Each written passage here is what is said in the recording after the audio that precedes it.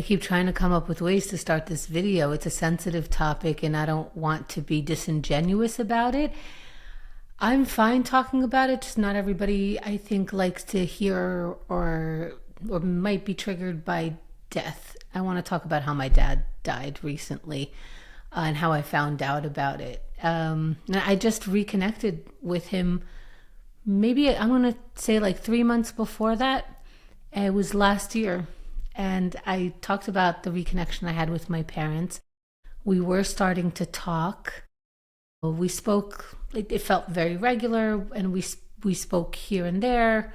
I think at least once a week. And I've mentioned this before. I wasn't very chatty with my dad, but now they were. I was talking to both of them. A lot of times they were on speaker, and a lot of the subjects were very, here's how you were as a kid, the hits that they tell you about.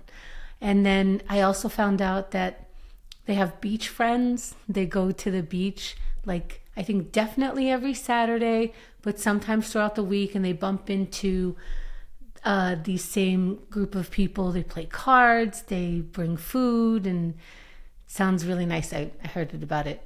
I heard about it during the Shiva, which anyway, that's a different thing. But yeah, I was just kind of getting to chat with them, getting to know this version of them in this life.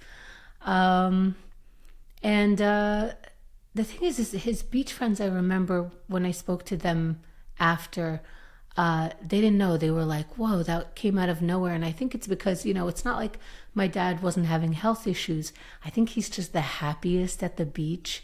And I think that shows. And then maybe I'm projecting because this is how I feel too. But it was one of the last, if not the last, activities that he did participate in because of his health issues. He had trouble walking and doing much. I think the beach was always very relaxing and I'm going to say healthy for him. Again, that's how I feel. I think I did get it from him. If that's a thing that you can get from your parent, I have no idea.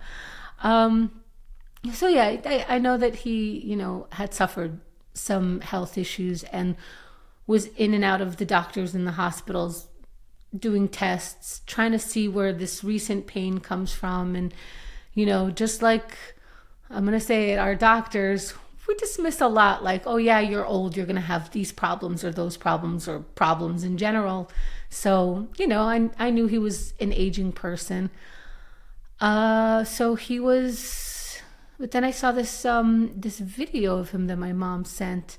And I didn't even recognize him for a second. I thought it was his brother. And I don't know, he seemed a little out of it.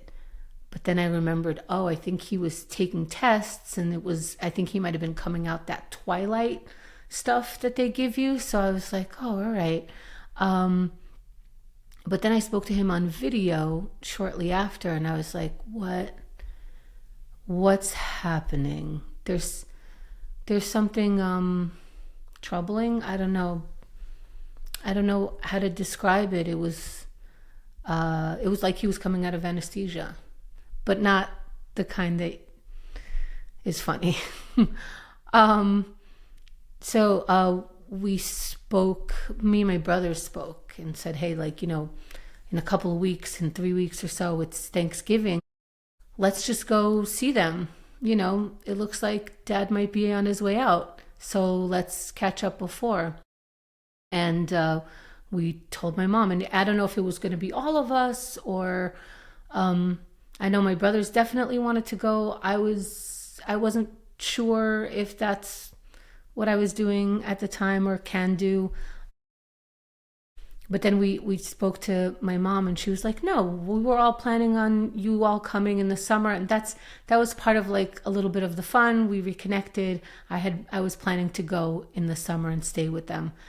And so were my brothers. So we were planning can I overlap with both sets of kids, because my brothers were coming separately with their kids, and that means I also get to see the nephews, and it was going to be a great time. Anyway, the summer still hasn't come. But my mom was not into it. And oh, my dad wasn't into it either. He was like, no, don't come now. I'm just in the hospital. They're just going to, figure out what it is and then come in the summer where, you can come to the beach with us and we can host you. We can be around. And we were all kind of stunned more about my mom. I don't know if she saw the degradation. Is that a word? I don't know if she saw him degrading because she's with him every day, but she said, they both said he had just taken a biopsy or he's about to take a biopsy. I don't remember, but 2 weeks after that biopsy, for some reason they need 2 weeks, they might know things. And then, let's save up the time and energy and finances to come in the summer where they can actually enjoy the time with us and we're not going to the hospital. And we're like, no, we don't care about that. We just want to go and see you. And then when we spoke to mom alone, we were like, Dad doesn't look well. We're trying to come and we were trying to, I guess it's weird. I just recently talked about this on the Gilmore Friends podcast. I didn't expect to pivot to this, but the characters were talking to somebody about what's going to happen after you die with the inn. And they weren't talking about death because people don't like talking about it. So they were saying, what happens after you take a long vacation? What happens if you can't take care of it anymore? Anything but what happens after you die. And I guess I also had a hard time. We all did, but we weren't talking to that person about property. We were talking to this woman about her partner. So I think it's different. We were having a hard time saying hey, I'm even having a hard time right now. Hey, we think Dad's dying. We think if we come now, during Thanksgiving, since there's sort of a lull in work and expectations, it might be a good time to come. So my mom was like, no, absolutely not. She's like, come on, I don't want you to have to take taxis. She wanted to host so bad. She was like, they were like, just let it happen during the good times. We're going to take care of this. And then later, anyway, a couple days before the biopsy results, my mom called us all and said, hey, I think she might have called me first. I'm not sure. She said, get on a plane. And she goes, I don't know. Your dad is not looking well. They said to tell you guys to get on a plane. And I can hear my uncle, her brother, in the back saying, right now. Which, as we learned, they're not going to say unless, I felt like, obviously we didn't have that much time, but wow. Okay, so we all did. We jumped on a plane and we got there. See, the thing is I was in Texas at my brother's place. So I stopped in Philly and we were going to do Thanksgiving. Xerxes and I had planned, our Thanksgiving is, it's just an excuse to take a little bit more time with cooking. Not even different ingredients or anything. It's still same chicken breast, ground beef, fuck up some potatoes or something. I think we were making mac and cheese. There was this nice list of these are a few of our favorite things, right? That we can take all day. Anyway, I would now have to miss it.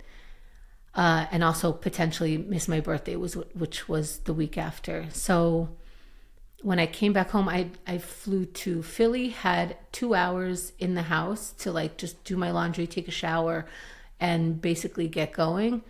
So he made all the food that we said we would make so that I had it in between my flights.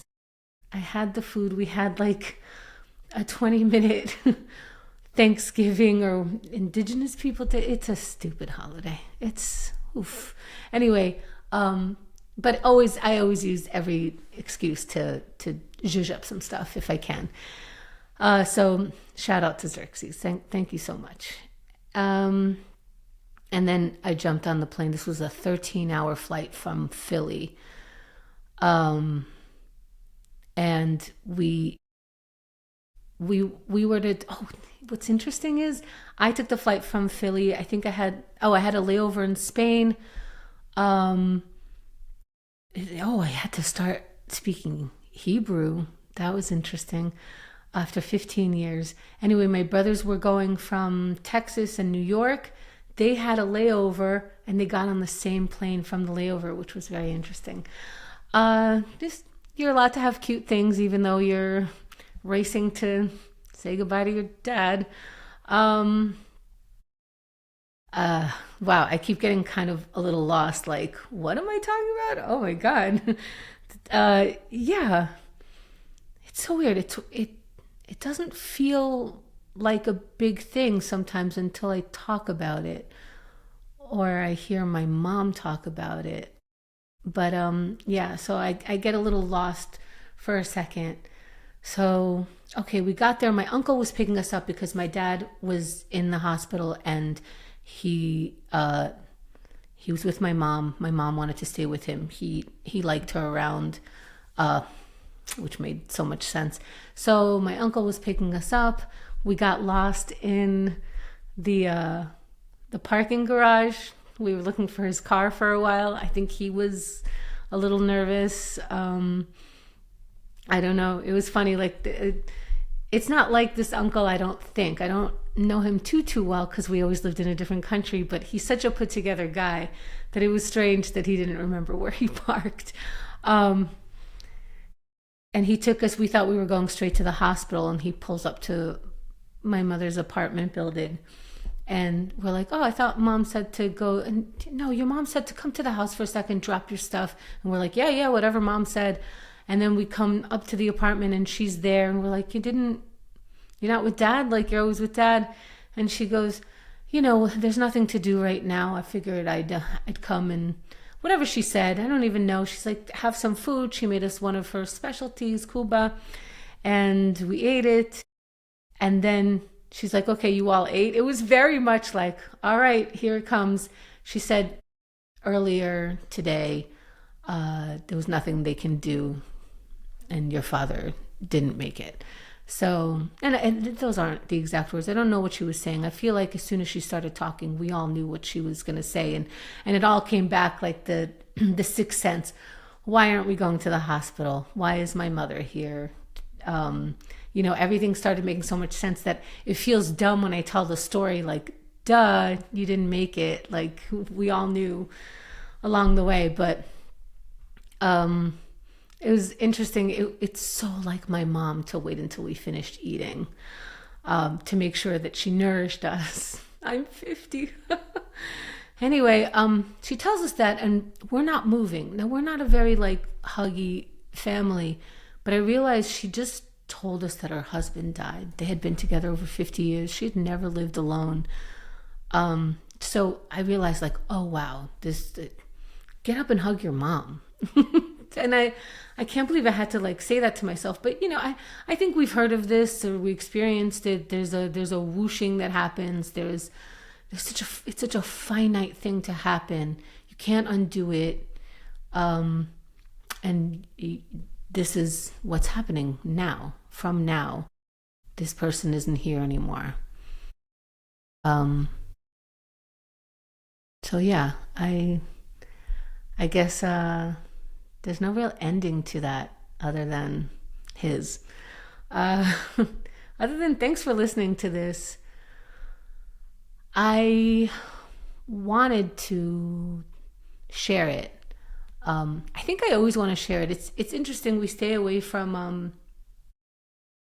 bad conversation, from bad things, bad topics, or sad topics in conversation. And sometimes I find that that's really the only thing I want to talk about is just a little bit of this isn't what I wanted to happen.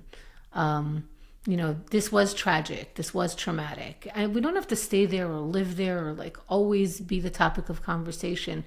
But I would like to, and I think we are, I would like to find us in a place where we could find it more appropriate or find more spaces where it is appropriate to talk about like, hey, my father died. This is how it happened. We don't have to feel bad for me or or from my mom or my brothers. But we just have to go, oh yeah, my this parent died or aunt, or I mean, everyone dies. So you probably all can relate to this one way or another. So sorry for your loss and our loss, and I'm glad we get to live. I really am. Yeah. So if so here, it's harder to talk about than death.